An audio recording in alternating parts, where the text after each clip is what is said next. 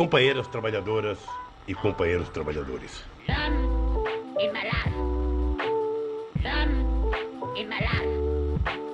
Some in my life. Aquilo é mal. Fala galera, tudo bom com vocês? Eu tô com um pouco de pigarro aqui, se não foi a sonoplastia proposital não. Bem-vindos, bem-vindas, bem-vindos aí ao Para Acabar com o Juízo, o episódio, cara, eu parei de contar, mas eu chutaria que esse é o 95, 94, algo por aí. A gente vai começar a fazer os anos da década de 90 agora. Nossa, a gente vai chegar no episódio 100 daqui a pouco, né, que doideira. E uma coisa que eu tava pensando antes de gravar isso aqui, como eu fico doente direto, né? Eu acho que de 5 episódios, eu devo aparecer doente ou falando que eu sei de uma doença, né? Quem escuta isso com mais frequência, dá uma buscada aí, por favor, e me devolve isso. Você já tem um bom retorno pra dar pro médico, assim, cara, tem um vlog em forma de podcast semanal e eu tô sempre doente, eu acho. Já gravei doente, eu lembro que teve um episódio que eu gravei todo gripado. Mas eu adoeço muito, cara. Impressionante, assim. E aí... Deu uma febre, tô com esse catarro esquisito na garganta, aqui no peito, pigarro da porra. Mas estamos vivos. Ontem foi meu aniversário, dia 8 de fevereiro. Tô com a idade de Cristo agora, tô com 33 anos. Depois que eu deixei de ser uma entidade que grava podcast pra ser uma pessoa, né? Aí tem isso, tem aniversário, tem nome, né? E é isso, né? Pouco animado, tô esquecendo, cara, de gravar esse podcast. É quinta, mas eu quase esqueci de gravar. Eu acho que esse capítulo 3 não me é tão... Eu falo isso sempre, né? Ele é meio esquisito. Mas, bora lá, tô animado aqui. Agora que me presentifiquei aqui, comecei a ligar o gravador, tudo está aqui, tudo aqui está. Querendo ou não, esse livro é bom saber o que tá rolando nesse livro, assim. Aquela releitura sempre importante, sabe-se lá o que, por quê, né? Mas é bom ter na manga.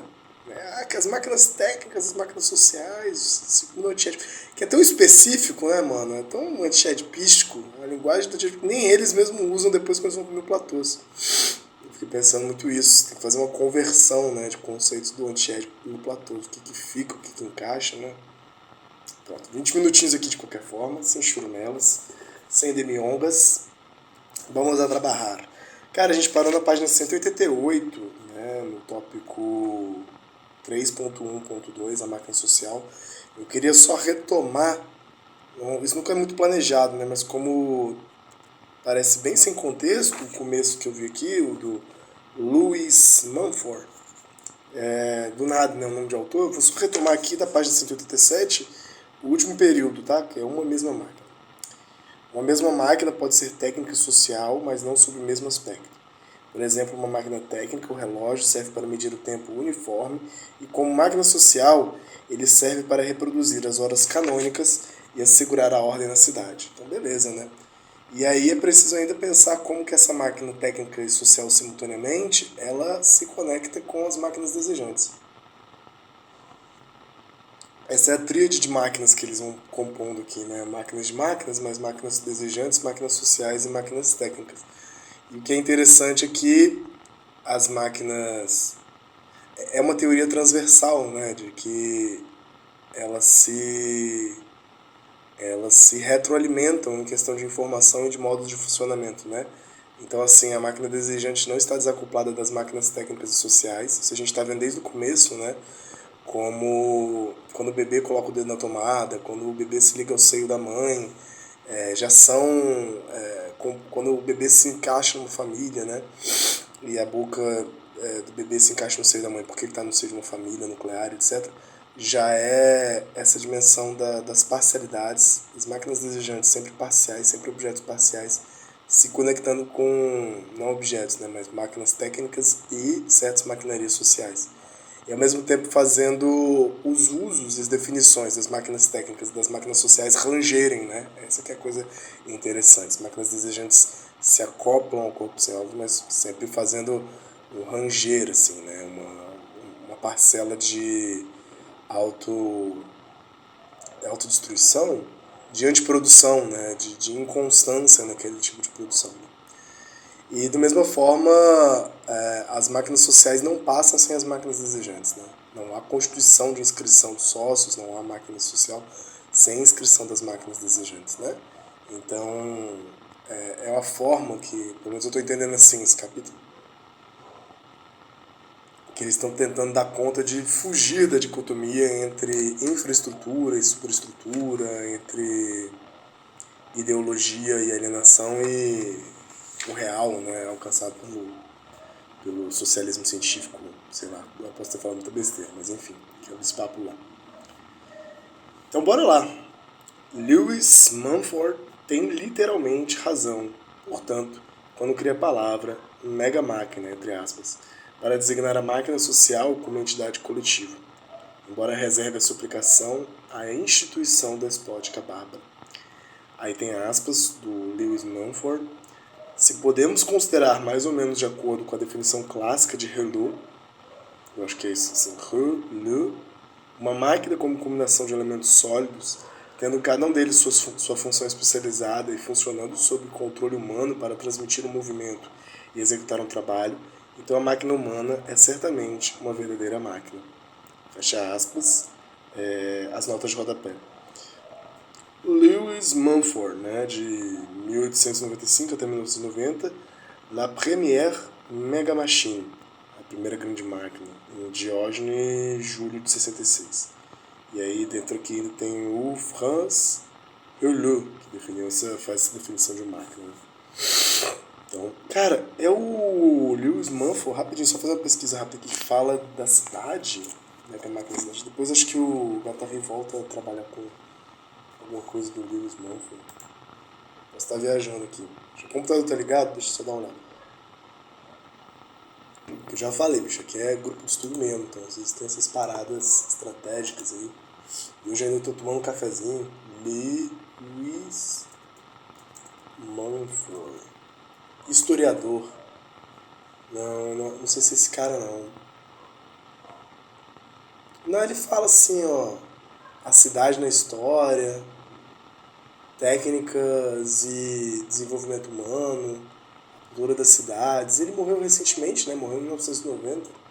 Tem um livro dele chamado Só a Cidade, de 39. Interessante, né? Pra quem aí pra quem é Cidade Invisível. Pra quem é das áreas de urbanismo, de arquitetura, né? Deve ser uma leitura interessante.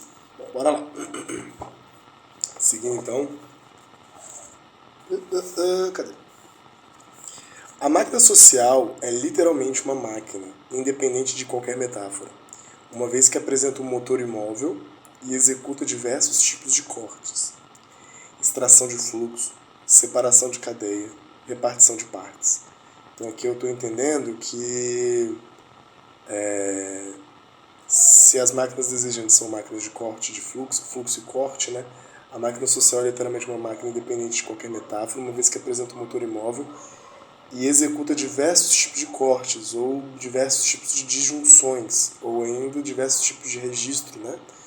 Extração de fluxo, separação de cadeia, repartição de partes. Porque se você pensa, se você lembra lá na... É sempre essa tríade, né? Isso que é meio complicado no Deleuze, no Guattari, no Antiédipo, que eles não remetem tão diretamente, mas sempre vai voltando, né? Mas aqui a gente pode pensar na síntese conectiva, na síntese disjuntiva, na síntese de consumo, como cada um delas tem a sua forma de corte, né? De extração, ele já tinha falado isso, né? Separação e repartição de partes. Ou seja, estava lá no capítulo 1 e eles trazem isso de volta 100 e caralhadas páginas depois, você que lute. Codificar os fluxos implica todas essas operações. Os fluxos desejantes, mas também os fluxos materiais. E é esta a mais elevada tarefa da máquina social, dado que as extrações de produção correspondem a separações de cadeias, resultando daí a parte residual de cada membro, no sistema global do desejo e do destino que organiza as produções de produção, as produções de registro e as produções de consumo. Então aqui finalmente eles estão falando qual que é, né, a diferença de regime entre as máquinas desejantes e as máquinas sociais, né, que eles anunciaram muito tempo atrás, mas então de alguma forma está aqui, ó. E até o... Não. É o problema do sócio é o próprio subido. E esta é a mais elevada tarefa da máquina social, dado que as extrações de produção correspondem à separação de cadeias, restando a parte residual de cada membro, que sobra, né, dessa operação de corte, de extração e de separação de cadeia, num sistema global do desejo. Aí, no sistema global do desejo, eu estou pensando se é no sistema... Porque aí são frases que eles não vão se demorar para pensar. Se a gente for pensar no sistema global do desejo, pode ser tanto uma referência às figuras globais, no sentido do desejo como o resto, a síntese de consumo, onde aparecem as pessoas, né? Então, nesse sentido global, ou genérico, ou seja, toda a operação do desejo no sistema global do desejo, no sistema genérico do desejo e do destino que organiza as produções de produção, as produções de registro e as produções de consumo. Eu estou mais inclinado a essa segunda interpretação. E aí seguem eles. Fluxo de mulheres e de crianças, fluxo de rebanhos e sementes, fluxo de merda, de esperma e de menstruações. Nada deve escapar. Então, aqui nesse sentido... tanto são os fluxos materiais, né, tipo, vai de moeda, de pessoas mesmo, né, de corpos de mulheres, de corpos de crianças, de corpos de animais, de corpos de plantas, de territórios, de águas, que seja, sabe? Tudo isso que envolve a construção de uma cidade, a construção de um território, de território geográfico, né, de uma comunidade, uma população, né? Mas em tudo isso já tem máquina desejante. Então ao mesmo tempo são os fluxos materiais e desejantes que estão em jogo aqui. E na verdade sem tanta distinção, porque tem a mesma natureza, mas regimes diferentes. Nada deve escapar. E aqui, depois eu falo. A máquina territorial primitiva, com seu motor imóvel, a terra. Então agora eles pegaram do genérico, por exemplo, da máquina territorial primitiva, né, com motor imóvel sendo a terra. Já a máquina social é o mega máquina que codifica os fluxos de produção, os meios de produção, os produtores e consumidores. Que codifica os fluxos de produção, os meios de produção, os produtores e consumidores. O corpo pleno da deusa Terra reúne sobre si as espécies cultiváveis, os instrumentos aratórios e os órgãos humanos. Então, beleza. Aqui você está pegando uma parte bem interessante, sim, né? A gente está vendo algo bem interessante, que é o que é isso de codificar os fluxos, né? Inscrever, dar registro. Eu consigo ler como operação de atribuir certo valor. Não necessariamente equivaler a algo que seja, né? Numa leitura ocidental. Dar sentido e dar valor. Isso aí é bem o Deleuze do Nietzsche, né? O Nietzsche do Deleuze e o Deleuze do Nietzsche. Os sócios vai pegar esses fluxos, o fluxo do tamanho do seu cabelo, vai pegar o tamanho do seu corpo, vai pegar a extensão das propriedades, vai pegar os animais e dar valor e dar sentido a isso. Por exemplo, um corte de cabelo de transição. Vamos pensar uma sociedade entendida como primitiva, uma sociedade de outro modo de produção anterior ao nosso, uma sociedade contra o Estado, por assim dizer. E, por exemplo, vai haver um ritual, um hipotético, né? Vai haver um ritual que na passagem, depois dos 15 anos, ou num ritual de transição da idade jovem para a idade adulta, você tem que fazer um corte de cabelo. Isso é um código. Né? Código de inscrição, de valor. O valor alcançado de uma etapa da vida que seja, você vai e faz um certo registro, faz uma certa valoração para esse processo. Aí você pensa nesses resíduos arcaicos, né, na nossa sociedade, não que esses sejam coisas arcaicas, estou falando o que é residual na nossa sociedade. Você vai ter o baile de debutante, você vai ter formatura, você vai ter ida pro puteiro de meninos jovens, fazer o menino virar homem, né? Essas porras todas. Que, claro que inscrevem completamente a situação desejante, né? Do cara ser forçado a pegar mulher, da menina ser forçada a se colocar no mercado sexual, assim, no sentido de se apresentar sexualmente no processo, né, de se disponibilizar-se no processo ou não. Tudo isso está inscrito nesses códigos, tudo isso é esse campo de passagem, assim, né. E pode ter certeza, assim, nenhum fluxo escapa dentro de uma sociedade, dentro de uma máquina social, desse processo de codificação, né. Todos eles vão ganhar um certo valor, um certo sentido. Aí, por exemplo, você pode ter tanto um tabu de que você não pode transar com mulheres menstruadas durante esse período da menstruação, quanto todo esse jargão científico de bem-estar, de cuidado de si, sobre como cuidar de sua menstruação de uma maneira científica o melhor absorvente, mas também tem a galera rareboa, chilelê, que vai ler Mulheres que Correm com os Lobos e vai fazer o sagrado feminino do caralho e vai pegar um calendário pra acompanhar a mandala lunar da menstruação. Foda-se, tanto faz. Tudo isso é inscrição, tudo isso é produção de valor e sentido. Tudo isso é máquina social já interagindo com máquina desejante e com os fluxos materiais, né? Fluxos de desejo e fluxos materiais. Não tem como passar sem isso. Só que é interessante pensar como é uma chave de leitura que o Deleuze e o Guattari estão apresentando, que não é à toa que vai servir de amparo para reflexões antropológicas, que atribui um perspectivismo muito forte, né? Eu tenho todo um cuidado de como dar exemplo de pensar aqui, porque durante muito tempo a antropologia foi, né, a antropologia ocidental, né, porque ela é do Ocidente, ela pode ser vista de uma maneira muito evolucionista, muito racista, nesse sentido todo. E eu acho que eles estão trazendo aqui perspectivismo, no sentido de que não há uma progressão da forma de inscrever.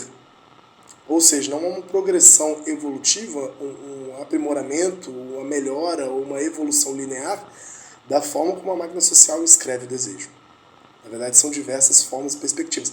E se há uma máquina, daqui a pouco a gente vai ver isso no chat, se há uma máquina social que aproxima mais o regime das máquinas desejantes com o regime das máquinas sociais, é a máquina social primitiva, a máquina territorial primitiva.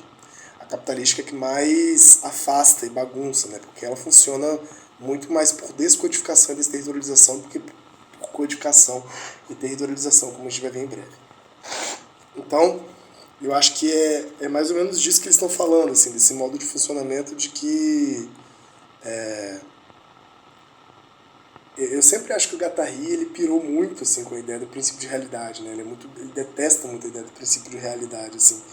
Então aqui eu acho que eles estão compondo essa leitura do que aguarda o desejo, mas ao mesmo tempo do que engendra o desejo dentro do corpo social.